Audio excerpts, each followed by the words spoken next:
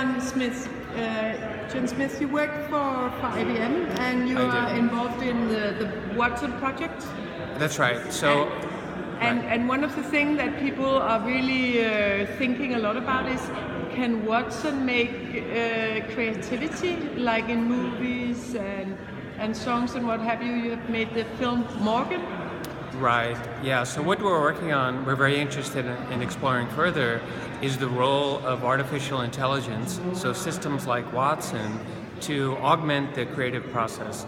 And applications like making film trailers is one that we have explored.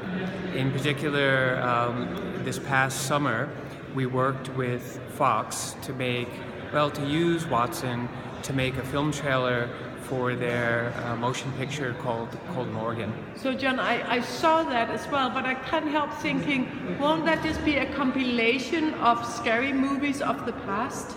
Can you really make a futuristic movie, not seen before, exciting, with lots of drama, or will it be like cliche? Well, that's a good question. Certainly a lot of the film genres, there are patterns that repeat. I mean, that's an important element of these genres. Sometimes in film we call them tropes.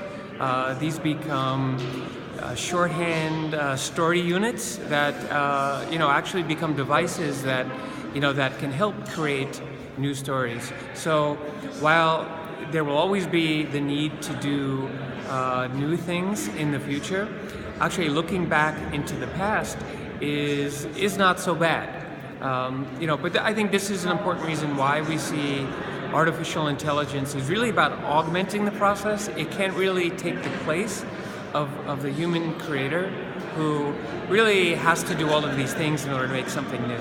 So John, if you were to give percentages, how much percent do we need a human and how much percent do we need Watson in the creative making of a movie in the future? Well, the way I would think of it, if you look at what a film editor does, they're faced with a huge challenge simply to go through the enormous number of shots and dailies and outtakes and B-rolls.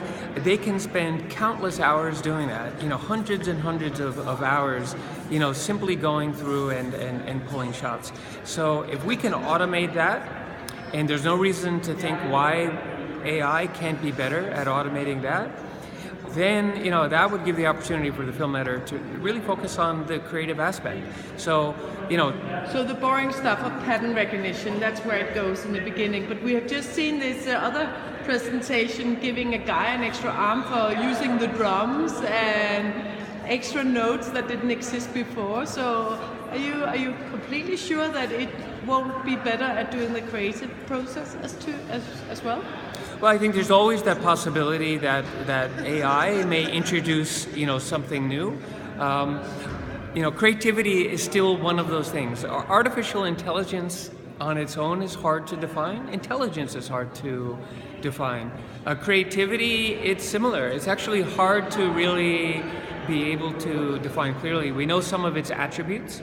I think that gives us a handle in terms of thinking, how could we bring some augmentation to this? I like to think of it as a little bit of method and a little bit of magic. You really need a combination of both. And I think today the magic still relies on what the person does. But the method, there's a lot of opportunity for improving automation there and helping take on some of those tasks that lets the creative person focus on what they do best. Great, thank you. So we call that being cobots, or is it a kind cobots? I haven't heard cobots yet. Cyborgs, or well, I guess it's giving the people an extra attribute to work better and more efficient, isn't it? Like Absolutely, you're wearing glasses to see better. That's right. I mean, we like to think of AI really meaning augmented intelligence. So not replacing the human, but really augmenting and scaling human capability.